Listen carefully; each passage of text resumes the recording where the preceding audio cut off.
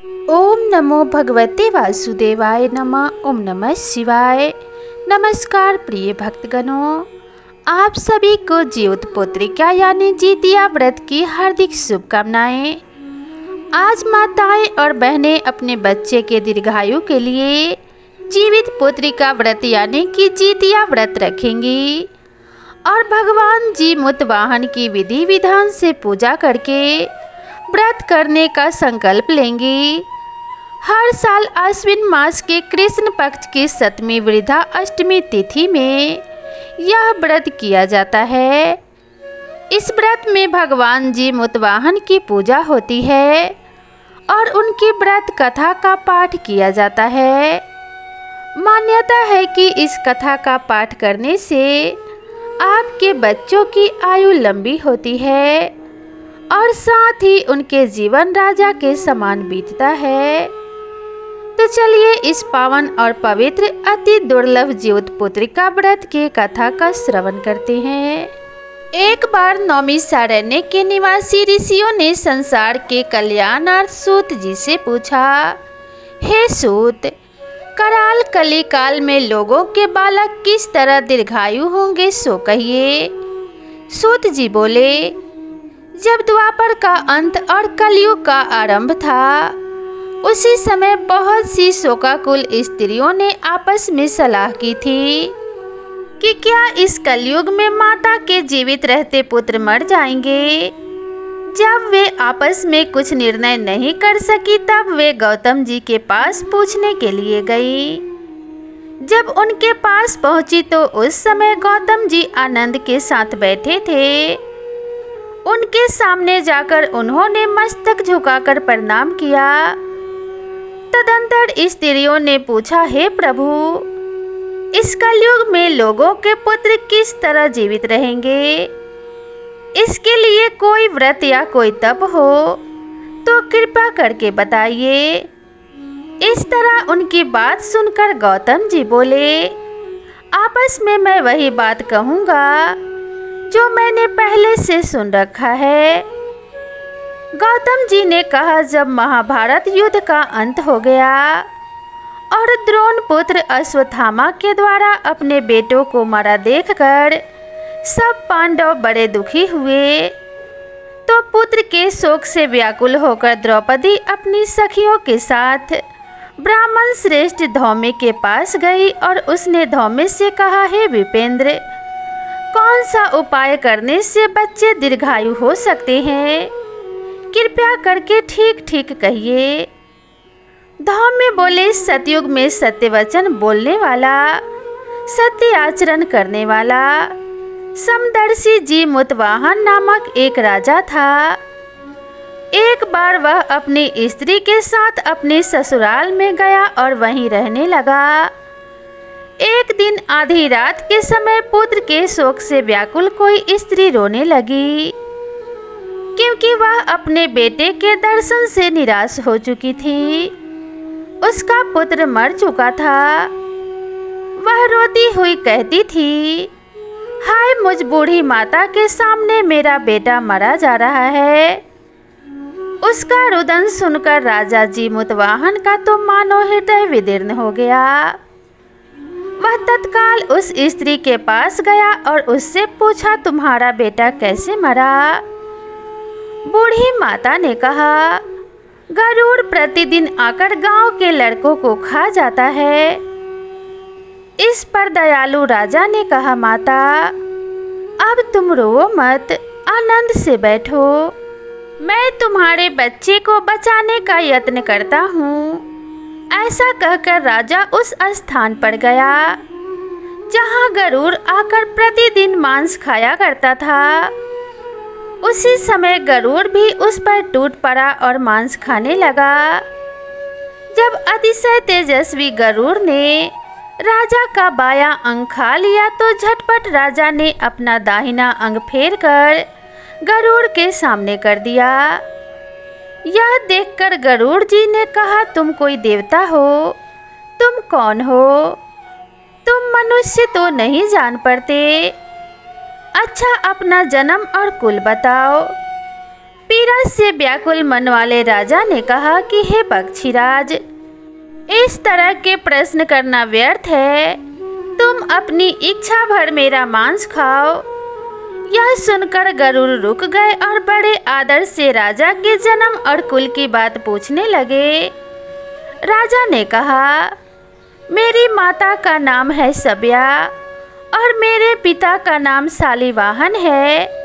मैं सूर्यवंश में मेरा जन्म हुआ और मेरा नाम जीमूतवाहन है। राजा की दयालुता देखकर गरुड़ ने कहा कि हे महाभाग, तुम्हारे मन में जो अभिलाषा है वह वर मांगो। राजा ने कहा कि हे पक्षीराज, यदि आप मुझे वर दे रहे हैं तो वर दीजिए कि आपने अब तक जितने प्राणियों को खाया है वे सब जीवित हो जाएं।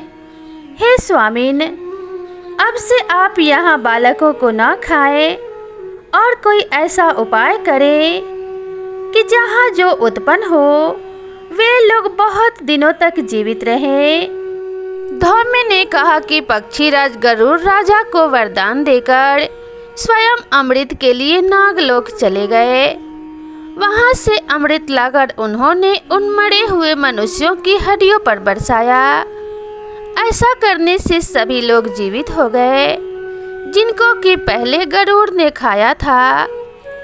राजा के त्याग और गरुड़ की कृपा से वहां वालों का बहुत कष्ट दूर हो गया। उस समय राजा के शरीर की शोभा दूनी हो गई थी। राजा की दयालुता देखकर गरुड़ ने फिर कहा, मैं संसार के कल्याणार्थ एक और वरदान देना चाहता हूँ। आज आश्विन कृष्ण सप्तमी से रहित शुभ अष्टमी तिथि है। आज ही तुमने यहाँ की प्रजा को जीवन दान दिया है। हे वत्स, अब से यह दिन ब्रह्म भाव हो गया है, जो मूर्ति भेद से विविध नामों से विख्यात है।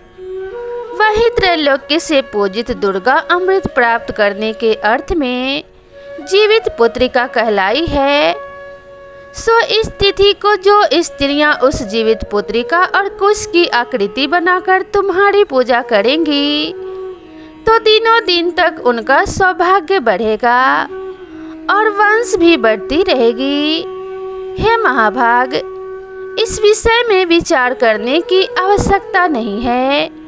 हे राजन, सप्तमी से रहित और उदया तिथि की अष्टमी को व्रत करें, यानी सप्तमी वृद्ध अष्टमी जिस दिन हो उस दिन व्रत न कर शुद्ध शुद्ध अष्टमी को व्रत करें और नवमी में पारण करें। यदि इस पर ध्यान न दिया गया तो फल नष्ट हो ही जाएगा और सौभाग्य तो अवश्य नष्ट हो जाएगा।